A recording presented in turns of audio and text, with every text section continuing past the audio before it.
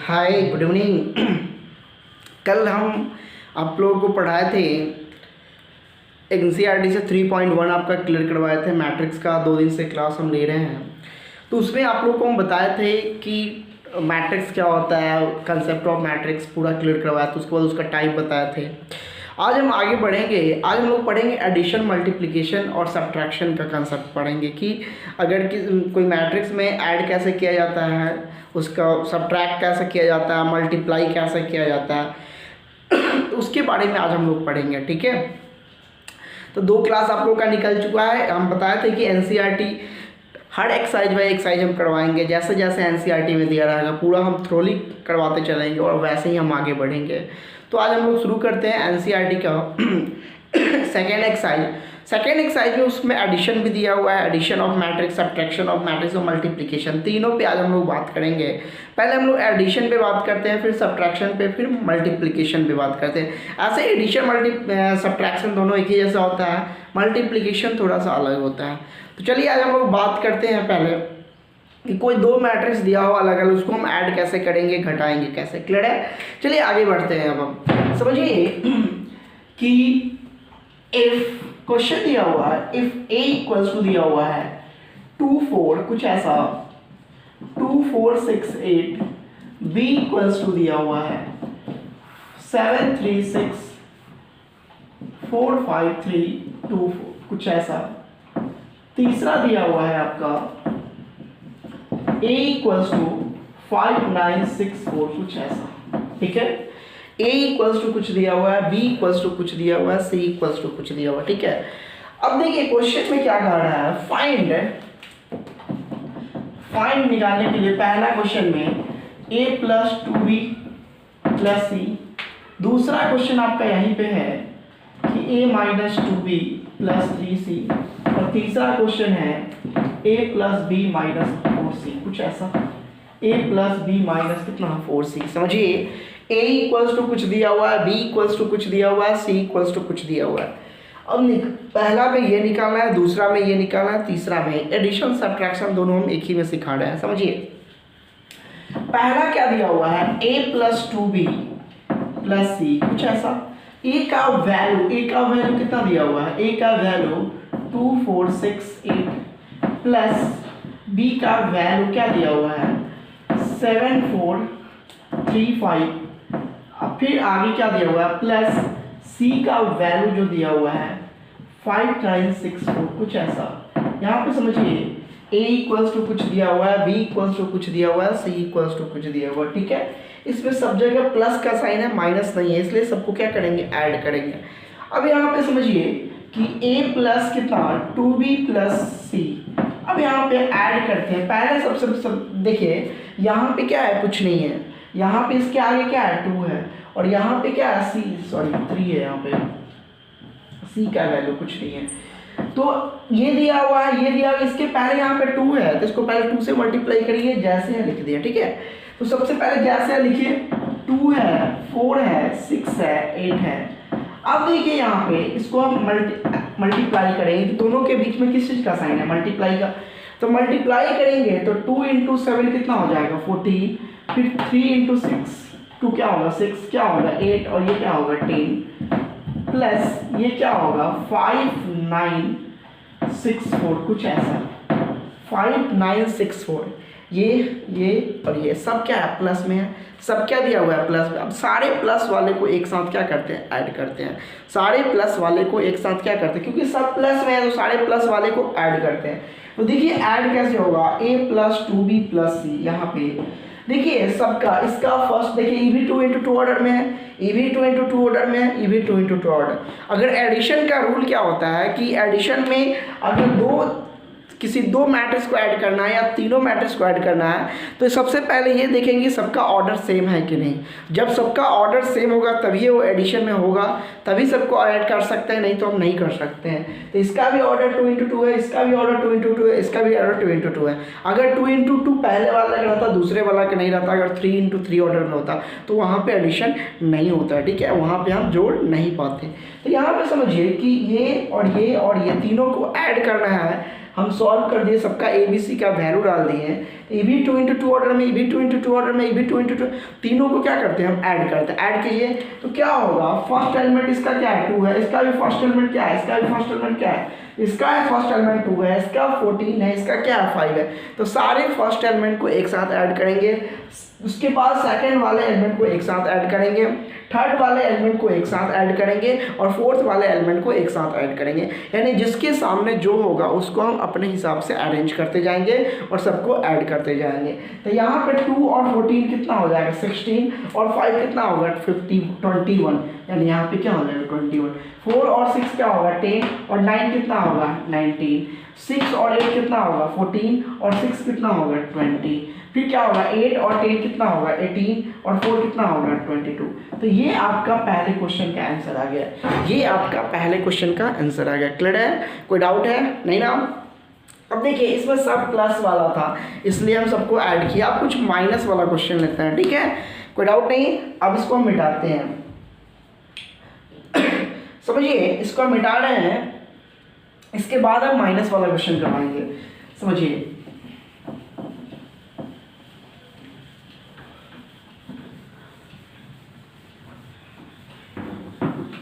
अब देखिए second question इसका क्या है, सेकंड नंबर क्वेश्चन में है a minus 2b plus 3c, a minus 2b plus कितना है 3c।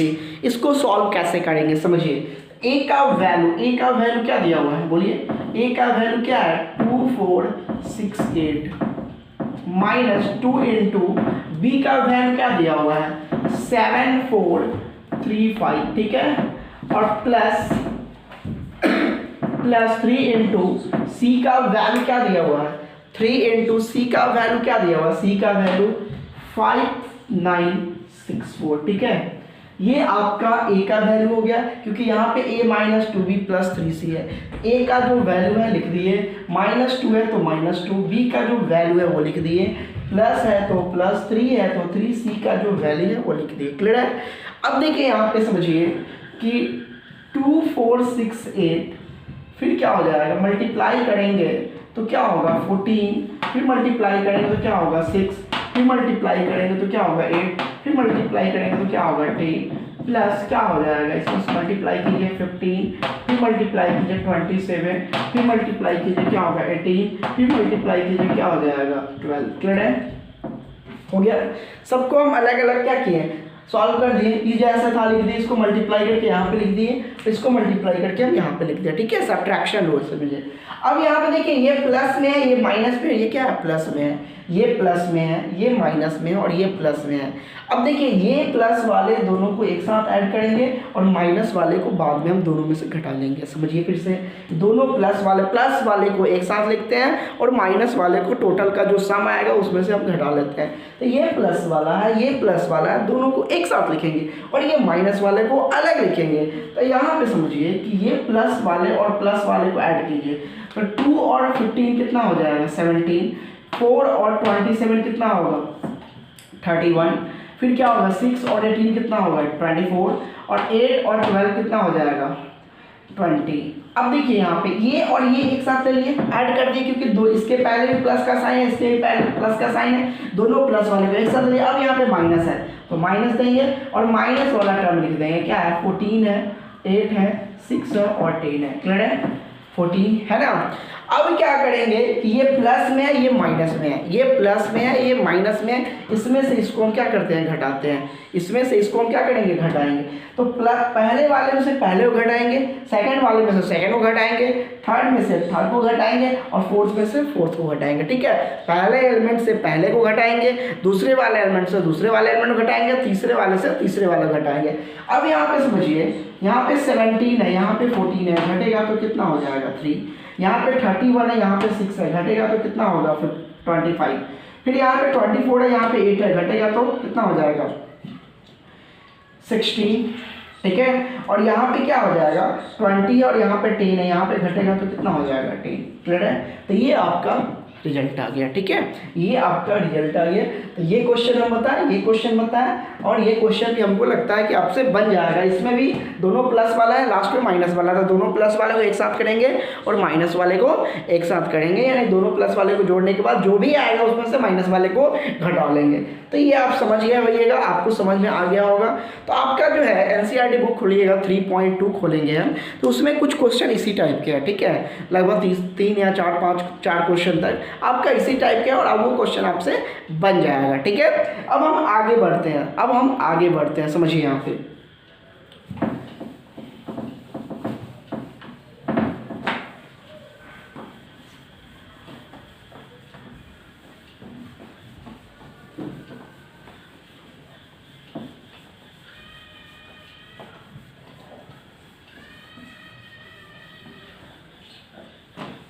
अब कुछ समझेंगे हम लोग, वैल्यू निकालने वाला क्वेश्चन समझेंगे। ठीक है, वैल्यू कैसे निकालते हैं।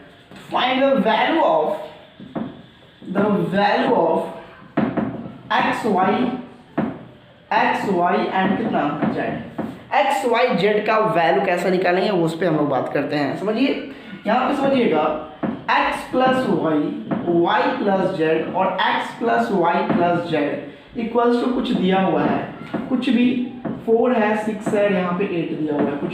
ठीक है, x plus Y plus Z और x plus Y plus Z equals to दिया हुआ है 4, 6 और कितना 8 दिया हुआ है। इसको क्या करना है, सॉल्व करना है, एक्स वाई जेड का वैल्यू निकालना। देखिए कैसे निकालते हैं। अब देखिए इसके सामने क्या दिया हुआ ये है, इसके सामने क्या दिया हुआ ये है, इसके सामने क्या दिया हुआ ये है। निकालिए x plus y equals to 4। ठीक है, इसको इक्वेशन फर्स्ट मान लीजिए। फिर दूसरा y plus Z equals to कितना है 6, इसको सेकंड मान लेंगे। और फिर क्या है, x plus Y plus Z equals to कितना, इसके सामने 8 दिया हुआ है, इसको इक्वेशन हम थर्ड मान लेंगे। ठीक है, इसको इक्वेशन क्या मान लेंगे, थर्ड मान लेंगे।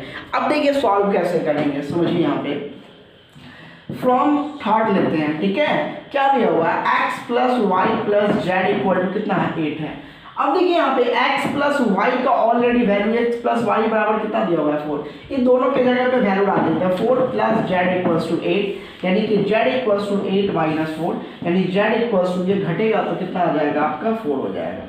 अब देखिए y का वैल्यू को कैसे निकालेंगे, तो y plus Z equals to 6 दिया हुआ है, y plus Z equals to कितना दिया हुआ है 6 दिया हुआ है। तो अब z का वैल्यू डालिए, यानी कि y प्लस 4 इक्वल्स टू 6, तो y इक्वल टू 6 माइनस 4, यानी y इक्वल्स टू कितना हो गया 2 आ गया। यानी z का वैल्यू 4 है, y का वैल्यू क्या आया 2 है। अब x का वैल्यू निकालेंगे, तो फ्रॉम क्या लेंगे, फर्स्ट क्या दिया हुआ है x plus y equals to 4। तो यहाँ पे अब देखिए x प्लस वाई का वैल्यू कितना आया है 2 आया है, डाल देंगे value x equal to 4 minus 2, यानी x बराबर कितना आ गया 2, यानी मेरा x का वैल्यू 2 आया, y का वैल्यू 2 आया और z का वैल्यू कितना आया 4 आया। ठीक है, z का वैल्यू कितना आया 4 आया। क्लियर है, कोई डाउट है नहीं ना।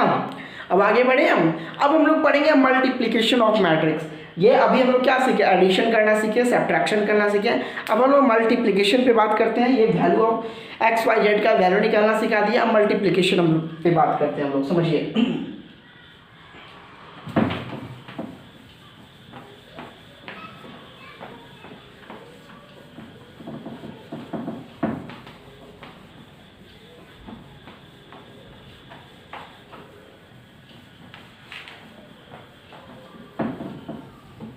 समझिएगा, अब आगे है multiplication of matrix. Multiplication of matrix, देखिए मल्टीप्लिकेशन ऑफ मैट्रिक्स होता है क्या ये समझिएगा। मल्टीप्लिकेशन ऑफ मैट्रिक्स होता क्या है समझिएगा। समझिए कि कोई भी दो मैट्रिक्स को जब हम मल्टीप्लाई करते हैं, कोई भी दो मैट्रिक्स को हम मल्टीप्लाई करते हैं, तो सबसे पहले दिमाग में ये बात आना चाहिए कि दोनों का ऑर्डर सेम होना चाहिए। फिर समझिए, कोई भी दो मैट्रिक्स को हम मल्टीप्लाई जब करते हैं तो सबसे पहले दिमाग में बात ये आना चाहिए कि दोनों का ऑर्डर क्या होना चाहिए, सेम होना चाहिए। अगर दो मैट्रिक्स का ऑर्डर सेम होगा तभी मल्टीप्लाई होगा, नहीं तो नहीं होगा। पहला चीज़ समझिए फिर से, अगर कोई भी दो मैट्रिक्स को मल्टीप्लाई करते हैं, ठीक है, कभी भी दो मैट्रिक्स को मल्टीप्लाई करते हैं तो दोनों का ऑर्डर सबसे पहले सेम होना चाहिए। अब यहाँ पे समझिए कि जैसे 2 इंटू 2 हो गया, 3 इंटू 3 हो गया, 4 इंटू 4 हो गया। मल्टीप्लाई करने का एक रूल क्या है समझिए, ऑर्डर तो सेम होता ही है। कभी कभी क्या होता है कि आपको रूल लगाने के लिए से क्या होता है कि ए कोई मैट्रिक्स है, बी कोई मैट्रिक्स है, ठीक है, ए कोई मैट्रिक्स है, बी कोई मैट्रिक्स है। जैसे मान लीजिए अभी हम बताए हैं कि कोई दो मैट्रिक्स को मल्टीप्लाई करने के लिए ऑर्डर सेम होना चाहिए। मान लीजिए कि अगर ऑर्डर सेम भी नहीं होगा तभी भी मल्टीप्लाई करना होगा, तब रूल समझिए क्या होता है कि ए कोई मैट्रिक्स है, बी कोई मैट्रिक्स है और दोनों को मल्टीप्लाई करना है, ठीक है। ए कोई मैट्रिक्स है, बी कोई मैट्रिक्स है और दोनों को क्या करना है, मल्टीप्लाई करना है। तो दोनों को मल्टीप्लाई करने का रूल क्या है कि ए को अगर हम बी से मल्टीप्लाई करेंगे तो ए के रो में जितना नंबर्स ऑफ एलिमेंट होगा उतना ही नंबर्स ऑफ एलिमेंट बी के कॉलम में होना चाहिए। फिर समझिए, ए और बी कोई दो मैट्रिक्स है और दोनों को मल्टीप्लाई करना है। ए और बी कोई दो मैट्रिक्स है और दोनों को मल्टीप्लाई करना है। तो रूल क्या होता है कि ए के रो में जितना नंबर्स ऑफ एलिमेंट्स होगा उतना ही बी के कॉलम में होना चाहिए, ठीक है।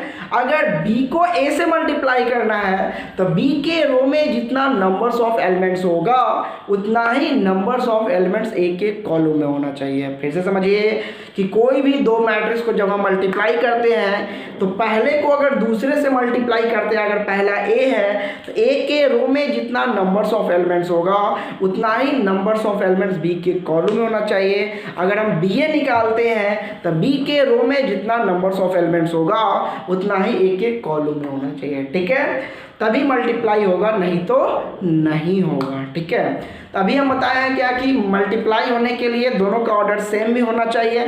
अगर ऑर्डर सेम नहीं होगा तो सबसे पहले वही चेक करेंगे, ए का रो चेक करेंगे और बी का कॉलम चेक करेंगे और ए के रो में नंबर्स ऑफ एलिमेंट चेक करेंगे, बी के कॉलम में भी नंबर्स ऑफ एलिमेंट चेक करेंगे। अगर रो पहले वाले के रो में जितना नंबर्स ऑफ एलिमेंट्स होगा उतना ही दूसरे वाले के अगर कॉलम में होगा तो मल्टीप्लाई होगा, नहीं तो नहीं होगा, वो एग्जिस्ट नहीं करेगा। क्लियर है। अब देखिए एग्जांपल समझिएगा, एग्जांपल समझाते हैं आपको। ध्यान दीजिए कि अगर ए कोई मैट्रिक्स है, ए कोई मैट्रिक्स कुछ दिया हुआ है, अगर बी कोई भी मैट्रिक्स दिया हुआ है, कुछ भी ए कोई मैट्रिक्स दिया हुआ है, बी कोई मैट्रिक्स दिया हुआ है और दोनों को मल्टीप्लाई करना है। ए कोई मैट्रिक्स दिया हुआ है, बी कोई मैट्रिक्स दिया हुआ है, दोनों को क्या करना है, मल्टीप्लाई करना है। तो ए बी निकालने के लिए कंसेप्ट क्या है कि ए के रो में जितना नंबर्स ऑफ एलिमेंट्स होगा उतना ही अगर बी के कॉलम में होगा तब जाके ए बी जो होगा वह एग्जिस्ट करेगा। बात समझिए, ए बी निकालना है तो ए के रो में जितना नंबर्स ऑफ एलिमेंट्स होगा उतना ही अगर बी के कॉलम में एलिमेंट होगा तभी जाके ए बी एग्जिस्ट करेगा, नहीं तो नहीं करेगा। अगर हमको बी ए निकालना होगा तो बी के रो में जितना नंबर्स ऑफ एलिमेंट्स होगा उतना ही नंबर्स ऑफ एलिमेंट्स ए के कॉलम में होना चाहिए, तभी ये क्या होगा, बी ए एग्जिस्ट करेगा, नहीं तो नहीं होगा। यानी कि यहाँ पे बी ए क्या होगा, बी ए एग्जिस्ट करेगा। कब, जब रो में जितना नंबर्स ऑफ एलिमेंट्स होगा उतना ही नंबर्स ऑफ एलिमेंट्स क्या होना चाहिए, कॉलम में होना चाहिए। इसमें भी जितना नंबर्स ऑफ एलिमेंट्स रो में होना चाहिए उतना ही नंबर्स ऑफ एलिमेंट क्या होना चाहिए, कॉलम में होना चाहिए। यानी कि अगर ए बी निकालना है तो ए का रो देखेंगे, बी का कॉलम देखेंगे। अगर बी ए निकालना है तो बी का रो देखेंगे, ए का कॉलम देखेंगे और क्या देखेंगे, तो नंबर्स ऑफ एलिमेंट्स इक्वल है कि नहीं। अगर इक्वल होगा तो एग्जिस्ट होगा, मतलब मल्टीप्लाई होगा।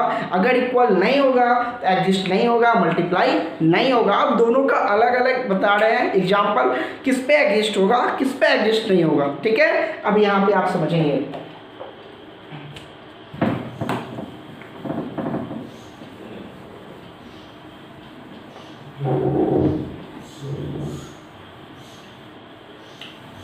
समझिए यहाँ पे जैसे a इक्वल्स टू कुछ दिया हुआ है, कि 2 है 4 है, चाहे ऐसा समझिए पहले कि a है, b है, c है, d है, ठीक है।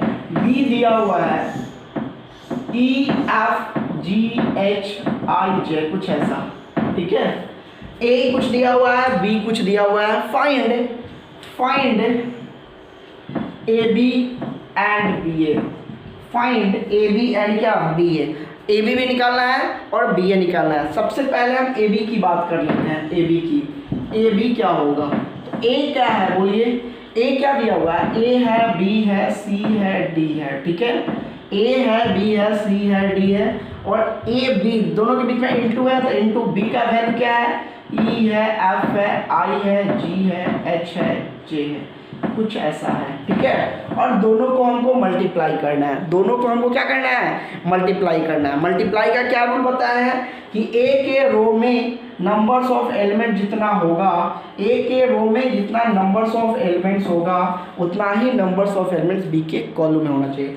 ए के रो में नंबर्स ऑफ एलिमेंट की संख्या कितना है, ये पहला रो हुआ, ए का ही पहला रो हुआ, इसमें कितना एलिमेंट है, 2 है। अब बी का कॉलम देखेंगे तो बी के कॉलम में कितना नंबर्स ऑफ एलिमेंट्स है, बी का ये कॉलम हुआ, इसमें कितना नंबर्स ऑफ एलिमेंट है, 2 है। तो रो में भी 2 एलिमेंट है, कॉलम में भी 2 एलिमेंट है। इसका मतलब हुआ कि ए बी जो होगा वह एग्जिस्ट करेगा, ए बी जो होगा एग्जिस्ट करेगा, ठीक है। अब बी ए चेक करते हैं कि बी ए एग्जिस्ट होगा। एग्जिस्ट करने का मतलब मल्टीप्लाई होना, एग्जिस्ट करने का मतलब मल्टीप्लाई कर होना, एग्जिस्ट नहीं होने का मतलब मल्टीप्लाई नहीं होगा। तो रो और कॉलम में बराबर एलिमेंट है, इसलिए ए बी एग्जिस्ट होगा। अब बी ए चेक करते हैं, बी ए चेक करते हैं तो बी के रो में कितना एलिमेंट है, बी के रो में कितना एलिमेंट है, एलिमेंट की संख्या। बी का कौन सा, ये पहला रो होगा, बी का ये क्या होगा, पहला रो होगा। तो बी के रो में कितना एलिमेंट, 3 एलिमेंट है। और ए के कॉलम में कितना एलिमेंट है, ए के कॉलम में आप देखेंगे, ए का कॉलम में आपका ये हुआ, ए के कॉलम में कितना एलिमेंट है, 2 एलिमेंट है। ए के कॉलम में कितना एलिमेंट है, ए के कॉलम में कितना एलिमेंट है, 2 एलिमेंट है। तो ए के रो में जितना नंबर्स ऑफ एलिमेंट है उतना ही नंबर्स ऑफ एलिमेंट बी के कॉलम में नहीं है। ए के रो में जितना नंबर्स ऑफ एलिमेंट्स है उतना नंबर्स ऑफ एलिमेंट बी के कॉलम में नहीं है मतलब क्या होगा, बी ए जो होगा एग्जिस्ट, डज नॉट एग्जिस्ट होगा, डज नॉट एग्जिस्ट, यानी कि बी ए जो होगा आपका एग्जिस्ट नहीं करेगा, बी ए जो होगा आपका एग्जिस्ट नहीं करेगा, ठीक है। बी ए आपका एग्जिस्ट नहीं करेगा, ए बी एग्जिस्ट करेगा लेकिन बी ए एग्जिस्ट नहीं करेगा, क्योंकि बी के रो में 3 एलिमेंट है, ए के कॉलम में 2 एलिमेंट है, यानी कि रो में जितना एलिमेंट है उतना एलिमेंट कॉलम में नहीं है, मतलब बी ए एग्जिस्ट नहीं करेगा। ए बी एग्जिस्ट क्यों करेगा, क्योंकि ए के रो में जितना नंबर्स ऑफ एलिमेंट है उतना ही बी के कॉलम में भी नंबर्स ऑफ एलिमेंट है। तो आपको हम बताया मल्टीप्लिकेशन का रूल कि ए और बी कोई 2 मैट्रिक्स होगा, दोनों को जब मल्टीप्लाई करना होगा तो सबसे पहले दोनों का ऑर्डर देखेंगे कि दोनों का ऑर्डर सेम है कि नहीं। अगर दोनों का ऑर्डर सेम है यानी कि ये फिक्स है कि वो एग्जिस्ट करेगा, दोनों का ऑर्डर सेम है मतलब फिक्स है कि वो उसका मल्टीप्लाई पॉसिबल है और उसको हम मल्टीप्लाई कर सकते हैं। लेकिन अगर दोनों का ऑर्डर सेम नहीं है तो वही काम करेंगे जो अभी बताया है, ए का रो में नंबर ऑफ एलिमेंट देखेंगे और बी के कॉलम में नंबर्स ऑफ एलिमेंट देखेंगे, दोनों सेम होगा तो मल्टीप्लाई होगा, अगर दोनों सेम नहीं होगा तो मल्टीप्लाई नहीं होगा। हमको लगता है कि आप लोग समझ गए होइएगा। अब हम मल्टीप्लाई करके इसके बाद हम ये आपको एग्जाम्पल दिए हैं, इसके बाद हम मल्टीप्लाई करके सिखा रहे हैं, क्लियर है। अब आगे देखते हैं बाबू। हाँ, तो अभी हम मल्टीप्लाई करना आप लोगों को सिखाया रूम, तो अभी बता दिए मल्टीप्लाई करना सीखिए कैसे मल्टीप्लाई होता है। यहाँ पे ध्यान दीजिएगा बोर्ड पे, जैसे a इक्वल्स टू कुछ दिया हुआ है, a इक्वल्स टू कुछ दिया हुआ है, कुछ भी ले लीजिए, पहले नॉर्मल कांस्टेंट नंबर ले लीजिए, a है, b है, c है, d है। b इक्वल्स टू कुछ भी दिया हुआ है, e है, f है, g है, h है, ठीक है। a b निकालना है, find a b and b a b निकालना है और b a। सबसे पहले देखिए यहाँ पे इसका क्या ऑर्डर है, पहले a का ऑर्डर कितना दिया हुआ है, a का ऑर्डर क्या दिया हुआ है 2 × 2, और b का भी ऑर्डर क्या दिया हुआ है, b का भी ऑर्डर क्या है 2 × 2, यानी कि a का भी ऑर्डर 2 × 2 और b का भी ऑर्डर 2 × 2 है, यानी कि फिक्स होगा कि दोनों का ऑर्डर सेम है तो मल्टीप्लाई फिक्स है कि होगा, ठीक है।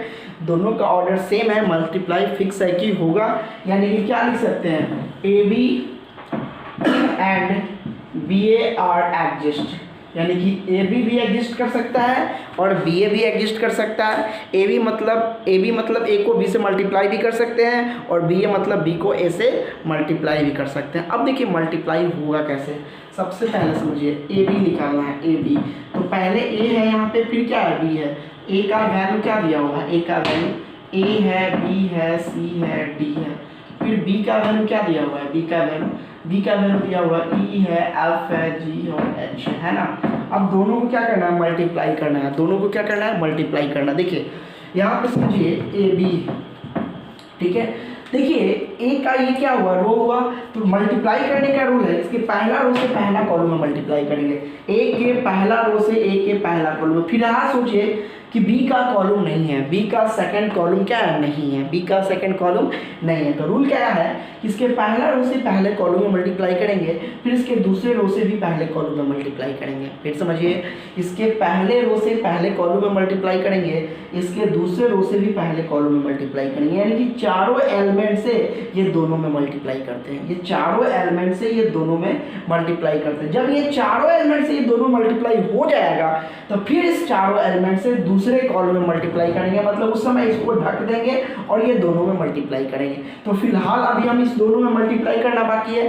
तो रूल क्या है कि पहला रो से पहला कॉलम, पहला रो से पहला कॉलम मतलब फर्स्ट वाले को फर्स्ट के साथ सेटिंग करेंगे और सेकंड वाले को सेकंड के साथ सेटिंग करेंगे, दोनों का सेटिंग पहले दोनों के साथ कर देंगे। जब ये दोनों को दोनों से मल्टीप्लाई कर देंगे तो पहला रो का काम हो गया, फिर ये दोनों का दोनों के साथ सेटिंग करेंगे, यानी पहले रो को पहले एलिमेंट को पहले से और दूसरे एलिमेंट को दूसरे से। तो पहले चारों को ये दोनों से मल्टीप्लाई कर दीजिए। तो फर्स्ट वाले को फर्स्ट से, ए को ई से मल्टीप्लाई करेंगे तो क्या होगा, ए ई, बीच में क्या होगा प्लस, फिर बी को जी से मल्टीप्लाई करेंगे तो क्या होगा बी जी, मतलब ये दोनों एलिमेंट से दोनों मल्टीप्लाई कर दिए, ये दोनों एलिमेंट से ये दोनों मल्टीप्लाई कर दिए। अब ये दोनों का काम जब हो जाएगा तो फिर ये दोनों को ये दोनों से मल्टीप्लाई करेंगे, यानी सी को ई से करेंगे तो क्या होगा सी, बीच में क्या होगा प्लस, फिर डी को जी से मल्टीप्लाई करेंगे तो क्या होगा डी जी। ठीक है, यानी कि ये दोनों को दोनों से मल्टीप्लाई करेंगे, ये दोनों को दोनों से मल्टीप्लाई करके लिख देंगे, यानी कि चारों एलिमेंट का ये पहला रो से मल्टीप्लाई हो गया, यानी कि चारों एलिमेंट का पहला रो से मल्टीप्लाई होगा।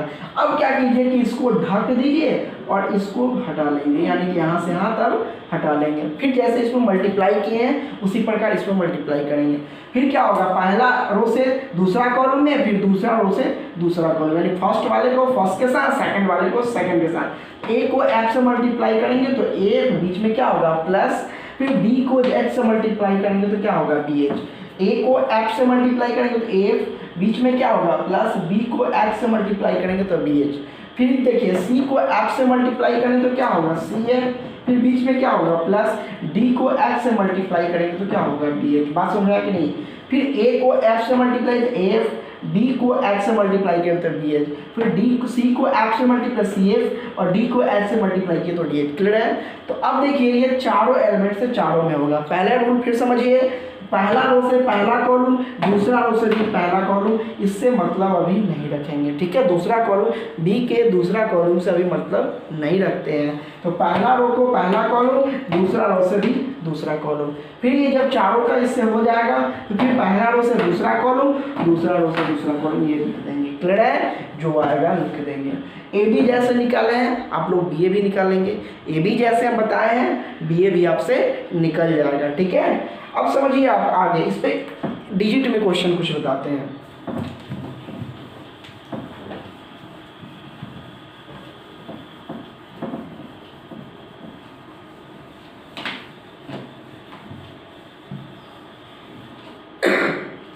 देखिए a इक्वल्स टू दिया हुआ है 5463, b इक्वल्स टू दिया हुआ है